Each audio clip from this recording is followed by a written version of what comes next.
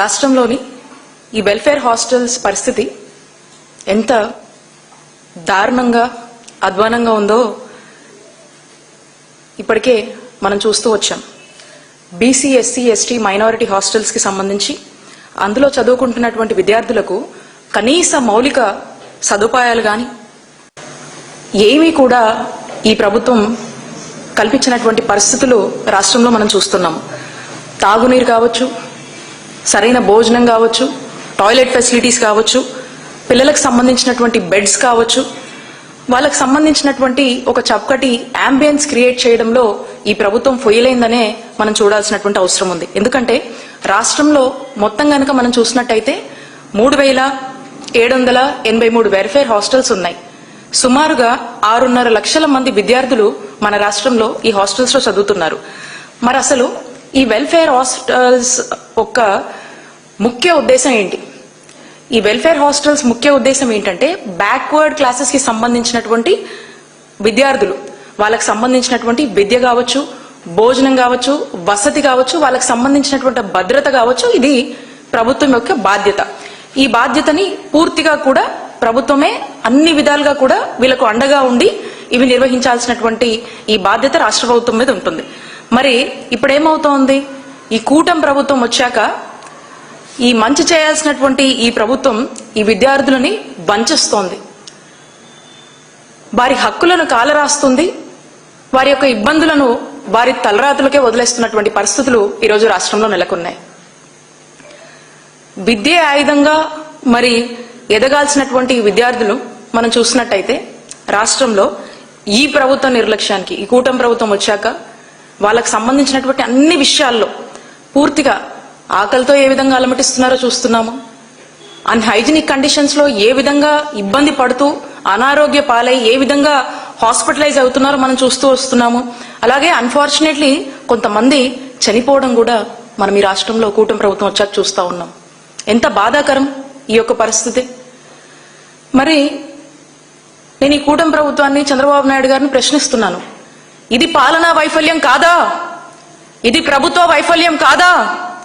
ఇది ప్రభుత్వ నిర్లక్ష్యం కాదా అని చంద్రబాబు నాయుడు గారిని నేను ప్రశ్నిస్తున్నాను. ఈ గత 19 నెలలుగా మనం చూస్తా ఉన్నాము, ఈ ప్రభుత్వం ఏర్పడిన దగ్గర నుంచి రాష్ట్ర వ్యాప్తంగా కూడా ఈ వెల్ఫేర్ హాస్టల్స్ లో విద్యార్థులు కంటిన్యూస్ గా కూడా సిక్ అవుతూనే వస్తున్నారు. ఏదో విధంగా సిక్ అవుతా ఉన్నారు. ఫుడ్ పాయిజనింగ్ అని, వైరల్ అండ్ మలేరియా ఫీవర్స్ అని చెప్పేసి, అలాగే ఏదైతే ఈ స్టేల్ ఫుడ్స్ తీసుకొస్తారు, చౌకగా ఎక్కడ దొరుకుతాయో తక్కువ రేట్కి దొరికేవి కానీ, ఎప్పటి నుంచో పెట్టేస్తున్నటువంటి ఫుడ్స్ కానీ తెచ్చేసి వీళ్ళకి ఇవ్వటము.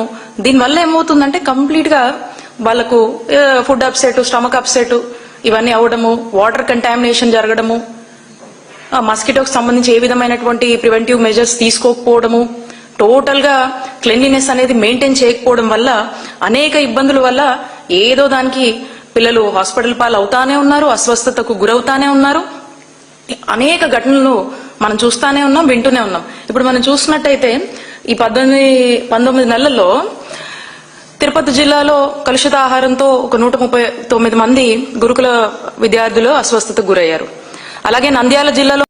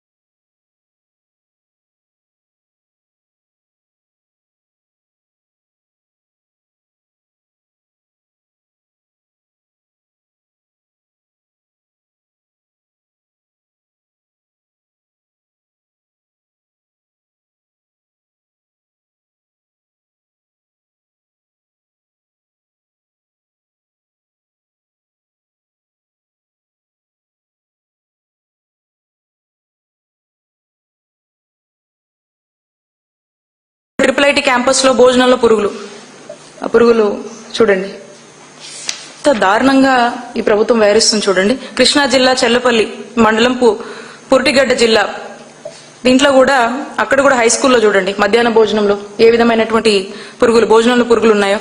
అలాగే శ్రీ పొట్టి శ్రీరాములు నెల్లూరు జిల్లా ఆత్మకూరులో కూడా 40 మంది పిల్లలు, బాలికలు ఏ విధంగా అస్వస్థతకు గురై ఉన్నారో చూడండి.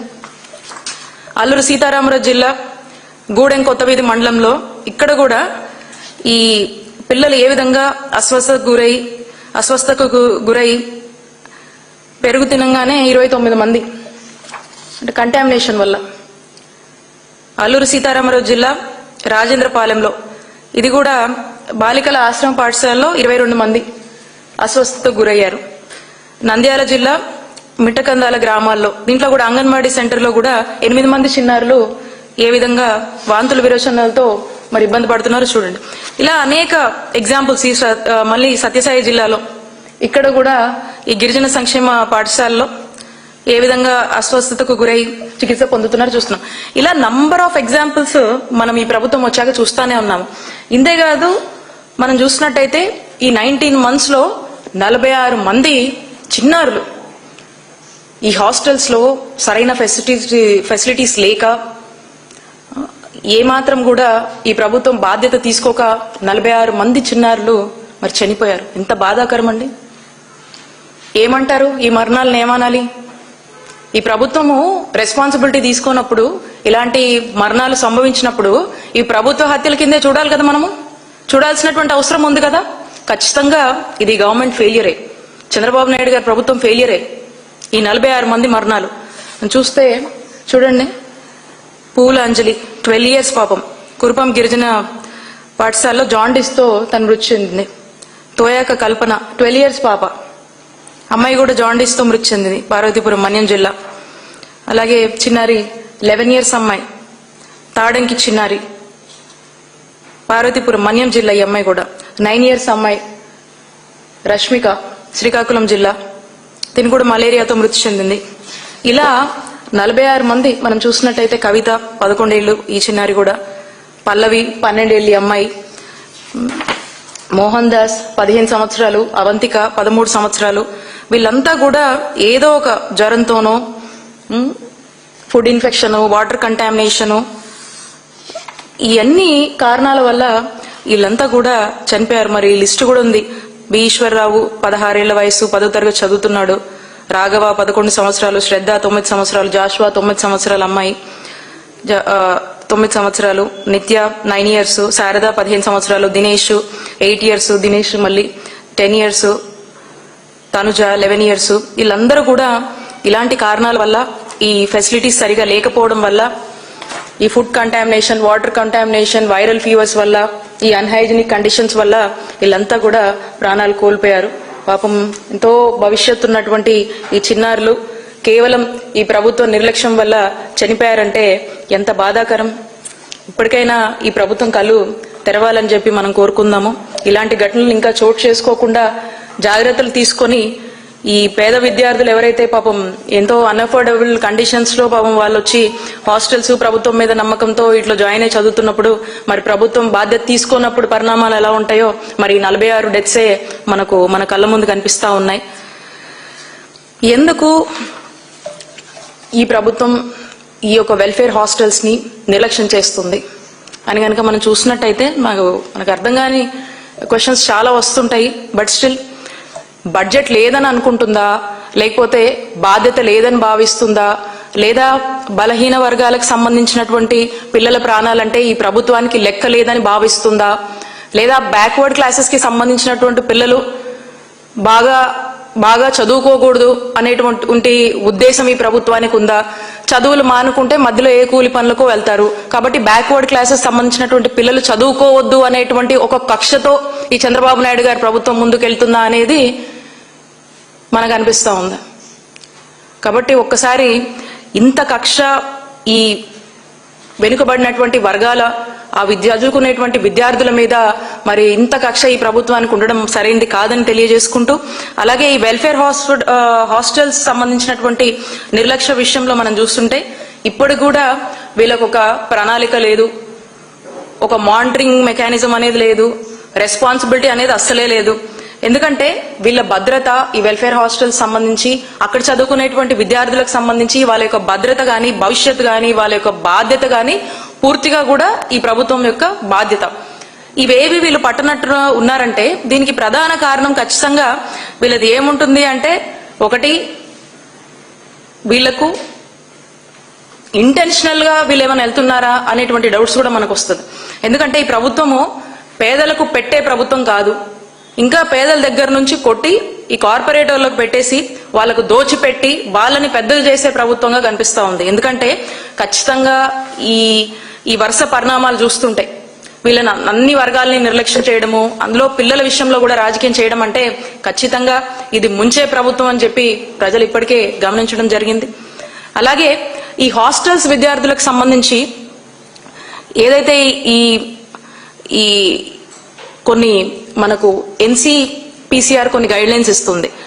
మరి ఇప్పుడు మనం చూసినట్టయితే రీసెంట్ టైమ్స్ లో సాక్షాత్తు హైకోర్టే ఈ ప్రభుత్వాన్ని ఈ ఎన్సీపీసీఆర్ ఏం చెప్తుందో ఆ చెక్ లిస్ట్ ని ఇంప్లిమెంట్ చేయమని చెప్పి మరి కోర్టు మొట్టికాయలు వేస్తూనే ఉంది.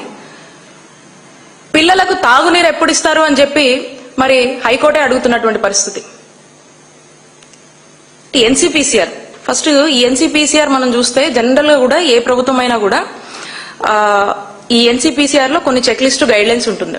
ఈ ఎన్సీపీసీఆర్ ఏం చెప్తుందంటే సేఫ్ అండ్ సెక్యూర్ ఎన్వైరన్మెంట్ అనేది కల్పించాలి హాస్టల్స్, వెల్ఫేర్ హాస్టల్స్ అన్నిట్లో కూడా. అలాగే క్వాలిఫైడ్ అండ్ రెస్పాన్సిబుల్ స్టాఫ్ అనేది ఈ దీంట్లో మనము ప్లేస్ చేయాల్సినటువంటి అవసరం ఉంటుంది. ఆ లివింగ్ కండిషన్స్, అంబియన్స్, హైజీన్ వాతావరణము ఆ వెల్ఫేర్ హాస్టల్స్ లో మెయింటైన్ చేయాలని చెప్పేసి ఈ ఎన్సీపీసీఆర్ రిపోర్ట్ చెప్తా ఉంది. అలాగే న్యూట్రిషన్ అండ్ హెల్త్ గురించి ఎలా న్యూట్రిషియస్ మీల్స్ ఇవ్వాలి, రొటీన్ హెల్త్ చెకప్స్ అన్ని ఉండాలి, వాళ్ళకి సంబంధించి ఏదైనా బేసిక్ మెడిసిన్ అంతా కూడా యాక్సెసిబుల్ లో ఉండాలని చెప్పి కూడా చెప్తుంది. అలాగే మెంటల్ హెల్త్ కి సంబంధించి కౌన్సిలింగ్, పిల్లలకు సంబంధించినటువంటి కౌన్సిలింగ్, వాళ్ళకి ఏదైనా ఇష్యూస్ ఉంటే కూడా దాని మీద ఇమీడియట్ గా అన్ని రకాల కౌన్సిలింగ్ అంతా కూడా అండగా ఉండాలని కూడా చెప్తుంది. అలాగే గ్రీవెన్స్ రిడ్రెసల్, ఏదన్నా ఇష్యూస్ వచ్చినప్పుడు, ఏదన్నా కంప్లైంట్స్ వచ్చినా, వాళ్ళకి ఏదన్నా కన్సర్న్స్ ఉన్నా కూడా ఈ గ్రీవెన్స్ మెకానిజం అనేది కూడా ఉండాలి. ఇలాంటి చక్కటి అంశాలను ఈ ఎన్సీపీసీఆర్ నార్మ్స్ లో ఉన్నాయి. మరి హైకోర్టు పదే పదే ఏం చెప్తుంది? ఈ హైకోర్టు చెప్తుంది ఏంటంటే ఈ ఎన్సీపీసీఆర్ నార్మ్స్ ఏదైతే ఉన్నాయో ఇది ఈ రాష్ట్ర ప్రభుత్వాన్ని తూచా తప్పకుండా ఇంప్లిమెంట్ చేయమంటుంది. ఉన్నటువంటి దాన్నే ఈ బేసిక్స్ ఏవైతే ఉందో అదే ఇంప్లిమెంట్ చేయమంటుంది. ఇంకా వీళ్ళు కొత్త చేయకపోయినా పర్లేదు, అట్లీస్ట్ ఉన్న ఇంప్లిమెంట్ చేసినా కూడా ఈ రాష్ట్రంలో వసతి హాస్పిటల్స్ లో చదువుకునేటువంటి విద్యార్థులకు మేలు జరుగుతుంది, ఆ హాస్టల్స్ బాగుపడతాయి. అండ్ ఇలాంటి దారుణమైనటువంటి ఘటనలు, ఇలాంటి డెత్స్ కావచ్చు, ఇలాంటి పదే మనం రిపీటెడ్ గా చూస్తున్నటువంటి ఇన్సిడెంట్స్ కూడా తగ్గుతాయని చెప్పి చెప్తా ఉంది. మరి ఇక ఈ ఎన్సీపీసీఆర్ నార్మ్స్ పాటించడం అంటే మరి పిల్లలకు చక్కటి ఆరోగ్య భద్రతను ఇవ్వడము, వీళ్ళకి అన్ని ఫెసిలిటీస్ ఇవ్వడము, మంచి ఇన్ఫ్రాస్ట్రక్చర్ మెయింటైన్ చేయడము, మానిటర్ చేయడము, మంచి ట్రైన్డ్ స్టాఫ్ ని పెట్టడం అంటే నాకు తెలిసి ఈ ప్రభుత్వానికి ఏమాత్రం కూడా దీని మీద చిత్తశుద్ధి లేదు. ఈ ఎన్సీపీసీఆర్ నార్మ్స్ కూడా ఎప్పుడో పక్కకు పెట్టేసి ఉంటారు. దీన్ని ఇంప్లిమెంట్ చేయాలని కానీ దీని తగ్గట్టుగా నడుచుకోవాలని ఇప్పుడు కూడా ఈ ప్రభుత్వము నిద్ర మానుకొని ఇప్పుడు కూడా ఒక ఆలోచన చేయలేదు. హైకోర్టు చెప్తున్నప్పుడు కూడా దీన్ని వినిపించుకోవట్లేదంటే దీన్ని బట్టి చంద్రబాబు నాయుడు గారి ప్రభుత్వము ఏ విధంగా పిల్లల పట్ల, ఈ హాస్టల్స్ యొక్క నిర్వహణ పట్ల ఏ విధంగా కేర్లెస్ గా ఉందో స్పష్టమవుతా ఉందని తెలియజేస్తున్నాను. అలాగే ఇక వెల్ఫేర్ హాస్టల్స్ వీటి యొక్క పరిస్థితులు మెరుగుపరచడానికి మేము అధికారంలో ఉన్నప్పుడు మా జగనన్న ప్రభుత్వం, మా వైఎస్ఆర్ కాంగ్రెస్ పార్టీ ప్రభుత్వము అన్ని అంశాలని దృష్టిలో పెట్టుకొని ఒక జీవో తీసుకొచ్చింది. అది జీవో నంబర్ 46. ఈ జీవో నంబర్ 46 ఒక చక్కగా ఫీల్డ్ లెవెల్ మానిటరింగ్ కోసము end to end guide lines ని దీంట్లో జతపరిచి ఈ చక్కటి ఒక 5 చక్కటి అంశాలని జతపరుస్తూ ఈ జీవోని తీసుకురావడం జరిగింది. ఈ జీవోలో మనం చూసినట్టయితే అందరూ అంటే ఆ టైంలో మా నాయకుడు జగన్మోహన్ రెడ్డి గారి ఆదేశాల మేరకు ఉన్నటువంటి అన్ని వెల్ఫేర్ హాస్టల్ కి సంబంధించి అందరి డిపార్ట్మెంట్స్ తో కూర్చొని ఒక సమగ్రమైనటువంటి రివ్యూ కంటిన్యూస్ గా చేసి మంచి ఐడియాస్ తో ఈ యొక్క చక్కటి జీవోని తీసుకురావడం జరిగింది. జీవో నంబర్ 46 ఇది. ఇందులో ఒక కాంప్రిహెన్సివ్ SOP ప్రొసీజర్స్ తీసుకొచ్చి చక్కటి మెయింటెనెన్స్ అండ్ అడ్మినిస్ట్రేషన్ కి సంబంధించి, వెల్ఫేర్ హాస్టల్స్ కి సంబంధించి జనరల్ గైడ్ లైన్స్ ని తీసుకురావడము, అలాగే hostel supervisions at various levels అని చెప్పటము, safety and security of students in hostels గురించి, ఫుడ్ సేఫ్టీ గురించి, వాటర్ సేఫ్టీ గురించి, పర్సనల్ హెల్త్ హైజీన్ గురించి, అండ్ అలాగే క్రైసిస్ మేనేజ్మెంట్ గురించి కూడా ఇలాంటి గొప్ప అంశాలని ఇందులో ఈ జీవోలో చేర్చి ఈ అన్నిటి మీద కూడా ఒక చక్కటి రివ్యూ చేసి వీటిని ఇంప్లిమెంట్ చేయాలని మరి జీవోని తీసుకురావడం జరిగింది. ఇంతేకాదు ఈ జీవోకి సంబంధించి ఇందులో ఉన్నటువంటి గొప్ప అంశం ఇంకోటి ఏంటంటే, ఈ వెల్ఫేర్ హాస్టల్స్ ఎక్కడైతే ఉన్నాయో రాష్ట్ర వ్యాప్తంగా కూడా అన్ని జిల్లాలకు సంబంధించినటువంటి కలెక్టర్లు, జాయింట్ కలెక్టర్లు అందరూ కూడా ప్రతి 15 రోజులకి ఈ వెల్ఫేర్ హాస్టల్స్ విజిట్ చేయాలి, అక్కడ బస చేయాలి, ఫీల్డ్ లెవెల్లో కూడా వాటిని పరిశీలించి అక్కడికక్కడే ఆ సమస్యలు ఏదైనా ఉన్నా, అక్కడ ఇంకేదైనా ఇబ్బందులు ఉన్నా ల్యాబ్స్ స్వయంగా వాళ్ళే అక్కడికి వెళ్లి తెలుసుకొని మరి వాటి మీద యాక్షన్ తీసుకొని రియాక్ట్ అయ్యి ఆ ఫెసిలిటీస్ అన్ని కూడా మెరుగుపరిచేలాగా మరి మా జగనన్న హయాంలో దీన్ని తీసుకురావడం జరిగింది. మరి ఈ ఆదేశాలు కూడా రాష్ట్ర వ్యాప్తంగా ఇవ్వడం జరిగింది. రాష్ట్ర వ్యాప్తంగా కూడా మా హయాంలో ఇవన్నీ కూడా గొప్పగా ఇంప్లిమెంట్ చేయడం జరిగింది. మీరు చూసినట్టయితే ఈ విధమైనటువంటి డిజాస్టర్స్ ఎప్పుడు ఇంత కేర్లెస్ గా ఈ 19 months లోనే ఇన్ని డెత్స్ చూస్తున్నామంటే ఖచ్చితంగా కూడా చంద్రబాబు నాయుడు గారి కేర్లెస్నెస్ వల్లే, ఆయన ప్రభుత్వం యొక్క వైఫల్యమనే చెప్పొచ్చు. సో మా టైంలో ఇలాంటివి జరగకుండా ఉండడానికి అనేక మెజర్స్ తీసుకున్నాము, అవన్నీ కూడా ఇంప్లిమెంట్ చేయడం జరిగింది. అదేవిధంగా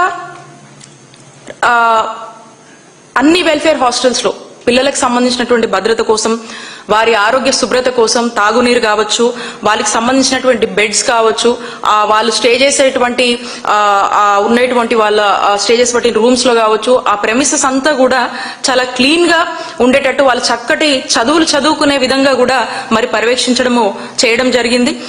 ఈ విధంగా మనం చూసినట్టయితే ఇక వీళ్ళు చంద్రబాబు నాయుడు గారి ప్రభుత్వం వచ్చాక ఈ జీవోని లెక్క చేయట్లేదు, ఈ జీవోని పక్కన పెట్టారు.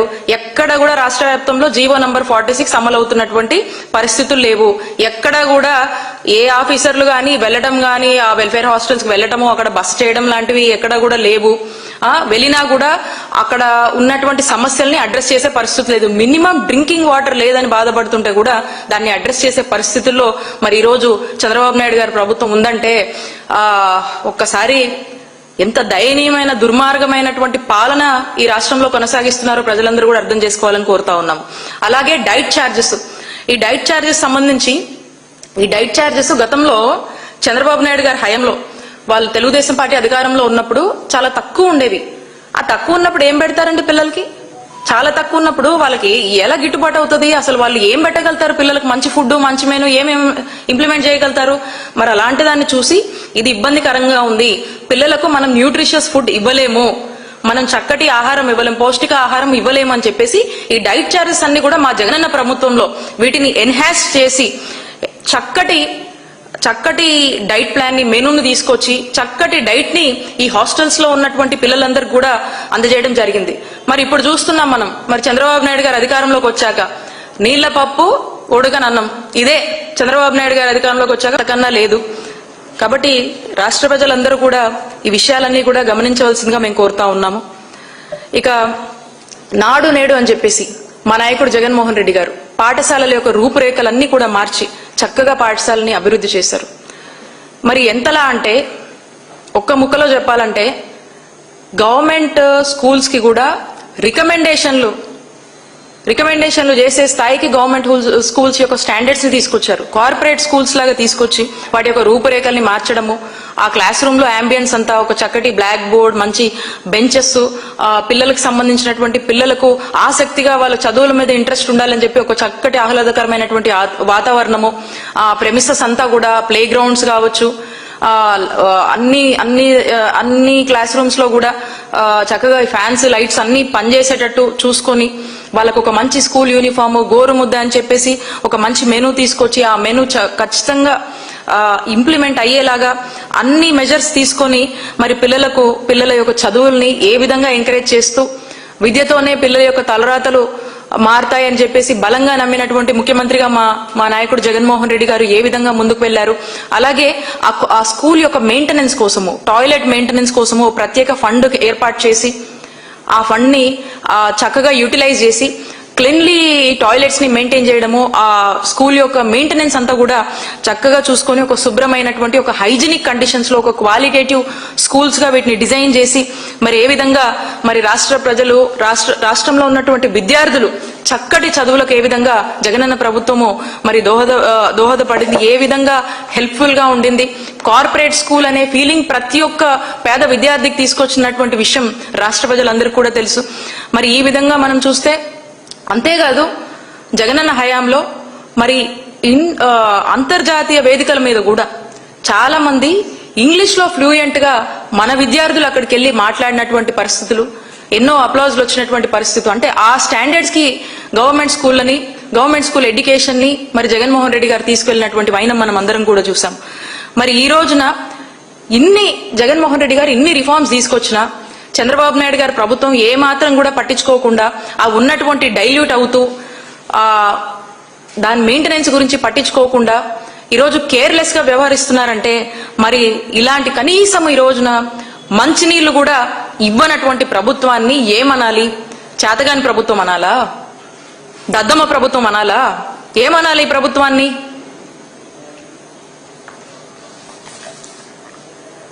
ఇంకా అన్ని రంగాల్లో అంతే, ఒక విద్యారంగం అనే కాదు, వైద్య రంగంలోనూ అదే పరిస్థితి మనం చూస్తా ఉన్నాము. 108 వాహనాలు మనం చూస్తా ఉన్నాము.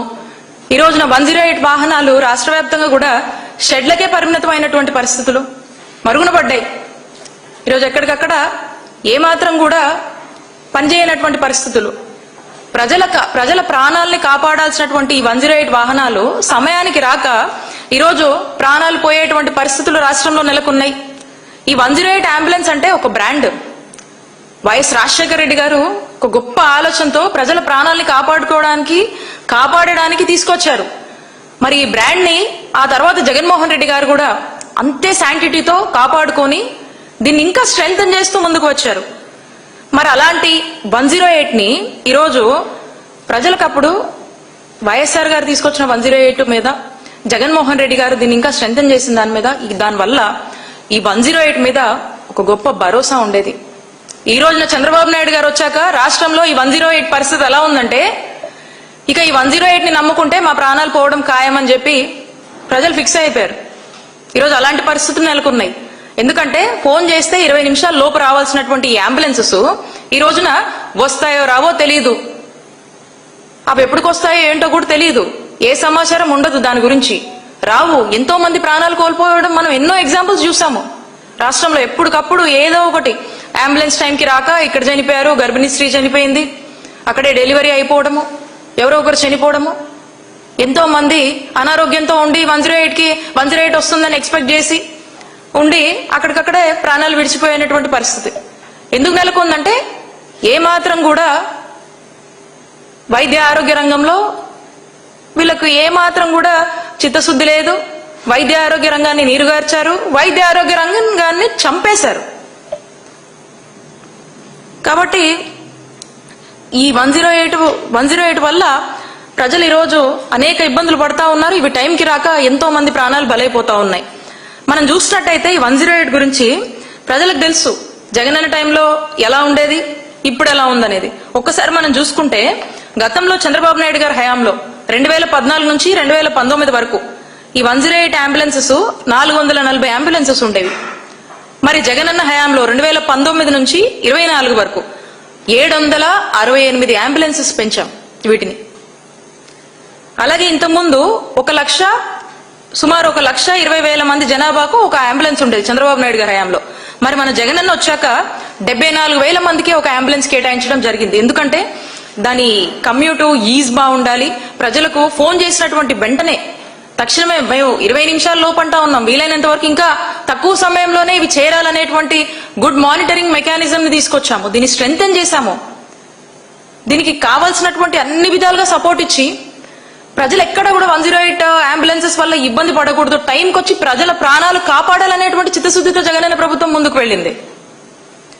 అలాగే నియోనేటల్ అంబులెన్సెస్ గతంలో ఏమి ఉండేవి కాదు చంద్రబాబు నాయుడు గారి హయాంలో. మనం వచ్చాక జగన్మోహన్ రెడ్డి గారి ప్రభుత్వంలో 26 నియోనేటల్ అంబులెన్సెస్ ని తీసుకొచ్చి ఎంతో మంది ప్రాణాలు కాపాడడం జరిగింది. ఎంతో మంది ఈ డెలివరీ లొకేషన్స్ కూడా పర్ఫెక్ట్ గా మ్యాప్ చేయడం కూడా జరిగింది. అలాగే ఈ advance life support ambulances Chandrababu Naidu గారి హయాంలో గతంలో 86 ఉండేవి. ఈ అడ్వాన్స్ లైఫ్ సపోర్ట్ అంబులెన్సెస్ ని జగన్మోహన్ రెడ్డి గారు లాస్ట్ 5 years లో 216కి పెంచారు. పెంచి వీటిని కూడా ఇంకా అడ్వాన్స్డ్ ఫెసిలిటీస్ తో వీటిని ఎక్విప్ చేసి ప్రజలకు అందుబాటులో ఉంచేలా చూశారు. అలాగే దీంట్లో సర్వేలెన్స్ కెమెరాస్ కూడా, అంటే ఈ అంబులెన్సెస్ కి సంబంధించి గతంలో చూసినట్టయితే చంద్రబాబు నాయుడు గారి హయాంలో ఇవన్నీ ఉండేవి కాదు. జగన్మోహన్ రెడ్డి గారు ఈ సర్వేలెన్స్ కెమెరాస్ కూడా పెట్టి ఆ డాక్టర్స్ ట్రీట్ చేస్తున్నారా లేదా, అంబులెన్స్ లో ప్రాపర్ కేర్ ఇచ్చారా లేదా, ఎందుకంటే ఆ పేషెంట్ కి మనైతే మనదే బాధ్యత, ప్రభుత్వానికి బాధ్యత. కాబట్టి ఆ monitoring and maintaining and monitoring mechanism ని కూడా స్ట్రెంథెన్ చేస్తూ వీటిలో కూడా ఈ కెమెరాస్ తీసుకురావడము. అలాగే జీపీఎస్, అంటే అంబులెన్స్ వస్తుందా లేదా, స్టార్ట్ అయిందా, ఎంతసేపటికి వస్తుంది ఏంటి అని చెప్పేసి ఆ లొకేషన్ తో వచ్చేలాగా కూడా మరి జగన్మోహన్ రెడ్డి గారు చర్యలు తీసుకొని ఈ 108 ని స్ట్రెంథెన్ చేసి ముందుకు వెళ్లారు. మరి గతంలో చంద్రబాబు నాయుడు గారి హయాంలో ఇవేవీ లేవు, ఉన్నటువంటివి కూడా ఏమాత్రం పనిచేసేవి కాదు. మళ్ళీ ఇప్పుడు కూటమి ప్రభుత్వంలో కూడా మళ్ళీ చంద్రబాబు నాయుడు గారి నాయకత్వంలో ఇదే తంతు. ఎక్కడికక్కడ కూడా ప్రజల ప్రాణాలు పోవడము, టైంకి రాకపోవడము, పనిచేయకపోవడం 108 వాహనాలు. మరి ఈ విధంగా 108 వాహనాలని పట్టించుకునేటువంటి బాధ్యత గలటువంటి ఉండాల్సినటువంటి ఈ ప్రభుత్వము పట్టించుకోకుండా కేవలం వాళ్ళ కిక్ బ్యాక్స్ కోసము, వాళ్ళకి నచ్చిన వాళ్ళకి, ఇక ఎవరెవరికో వాళ్ళ నచ్చిన వాళ్ళకు, వాళ్ళ నచ్చిన సంస్థలకు, ఇక అదే వాళ్ళేదో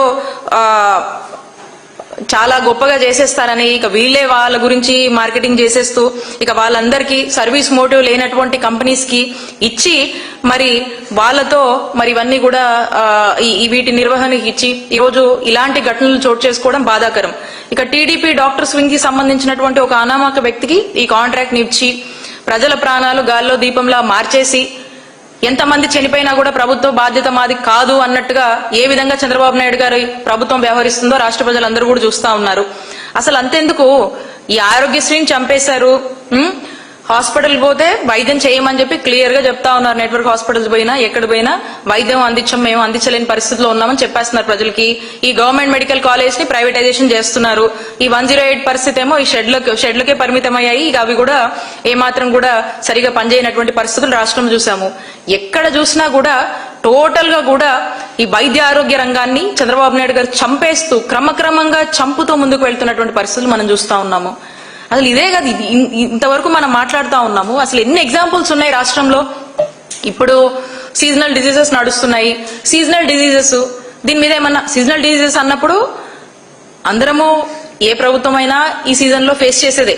బట్ ఈ ప్రభుత్వం ఎంత అలర్ట్ గా ఉంది, ఎంతమంది పేషెంట్స్ హాస్పిటల్కి వచ్చి కుప్పలు మంది నుంచుంటున్నారు. ఈ రోజున మలేరియా కావచ్చు, టైఫాయిడ్ కావచ్చు, ఎక్కడ చూడు కోల్డ్ కాఫ్ అని చెప్పేసి ఈ ఫ్లూ వల్ల అనేక మంది ఇబ్బంది పడుతున్నారు. ఏం అలర్ట్స్ ఇచ్చారు, ఏం మెజర్స్ తీసుకున్నారు, ఏం రివ్యూస్ కండక్ట్ చేశారు, ఏం చిత్తశుద్ధి లేదు ఈ ప్రభుత్వానికి. అంతెందుకు గుంటూరు జిల్లా తురకపాలెంలో ఈ మెలియో డిజీజ్ సంబంధించినటువంటి వ్యాధి అవునో కాదో కూడా తెలియదు. ఎందుకంటే ఈ వ్యాధి అని చెప్పి ఇంకా నిర్ధారించలేదు. ఈ డిజీజ్ కి సంబంధించినటువంటి సిమ్టమ్సా కాదా, ఈ రూట్ కాజ్ ఎలా వస్తుంది, అక్కడ ఉన్నటువంటి ఇంతమంది 40 మందికి పైగా ఇప్పటికీ చచ్చిపోయారు. అక్కడ ఇంకా చనిపోతా ఉన్నారు. ఇన్ని నెలలుగా ఆ సిచ్యువేషన్ అక్కడ అరైజ్ అయితే ఇప్పుడు కూడా దీని రూట్ కాజ్ ఫైండ్ అవుట్ చేయలేదు, డిజీజ్ కన్ఫర్మేషన్ చేయలేదు. దీన్ని అరికట్టడానికి ఏం మెజర్ తీసుకుంది ప్రభుత్వం? ఏమీ తీసుకోలా. ఇప్పుడు రీసెంట్ గా చూస్తా ఉన్నాము స్క్రబ్ టైఫస్ అని అన్ని చోట్ల వస్తా ఉంది. చాలా మంది అన్ని చోట్ల కూడా సిక్ అవుతా ఉన్నారు, హాస్పిటలైజ్ అవుతున్నారు, ప్రాణాలు కూడా పోతున్నాయి అని చెప్పి ఈ మధ్యకాలంలో మీడియాలో చూస్తా ఉన్నాము. మరి దీని మీద ఏమి యాక్షన్ తీసుకున్నారు ఈ ప్రభుత్వం చెప్పాలి. దీనికి ఏం సమాధానం చెప్తున్నారు? ప్రజలకు దీని గురించి ఏం అవేర్నెస్ కల్పిస్తున్నారు, దీని గురించి ఎలా జాగ్రత్తగా ఉండాలనేటువంటి ఆ మెజర్స్ అవేర్నెస్ కూడా కల్పించేటువంటి పరిస్థితుల్లో ఈ ప్రభుత్వం లేదు. మొత్తంగా చూస్తే ఈ రాష్ట్రంలో ఈ పేద మధ్య తరగతి సంబంధించినటువంటి ప్రజలకు వాళ్ళ ఆరోగ్య భద్రతకు గాని, వాళ్ళ ఆరోగ్య భరోసాకు గాని సంబంధించి గాని దేని గురించి కూడా ఈరోజు ఎవ్వరు కూడా మరి ఈ ప్రభుత్వం అనేది ఒకటి ఉంది, ప్రజలకు బాధ్యత ఇవ్వాల్సినటువంటి బాధ్యత వాళ్ళ మీద ఉంది అని చెప్పి ఈ ప్రభుత్వం పూర్తిగా కూడా మరి మర్చిపోయి నిద్రపోయినట్టు వ్యవహరిస్తున్నటువంటి తీరు రాష్ట్ర ప్రజలందరూ కూడా గమనిస్తా ఉన్నారు.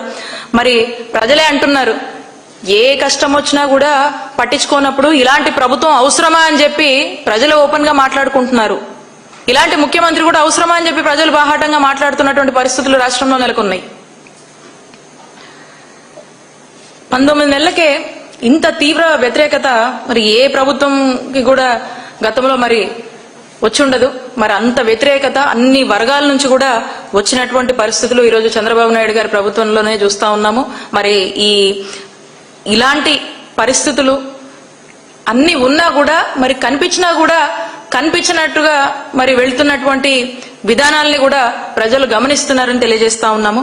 అందుకే ఇప్పటికైనా కూడా ఏదో ఈ కార్పొరేట్ వాళ్ళకి ఏదో దోచిపెట్టాలి, మరి ప్రైవేటైజేషన్ అని చెప్పి, లేకపోతే కార్పొరేట్ వాళ్ళనో లేకపోతే ప్రైవేట్ వ్యక్తులనో వాళ్ళకి అది ఇవ్వాలి, ఇది చేయాలి, వాళ్ళనే పెంచాలి, వాళ్ళ మీద చూపించేటువంటి ప్రేమలో ఒక రవ్వంతైనా ఈ రాష్ట్ర ప్రజల మీద చూపించమని చంద్రబాబు నాయుడు గారిని కోరుతా ఉన్నాం.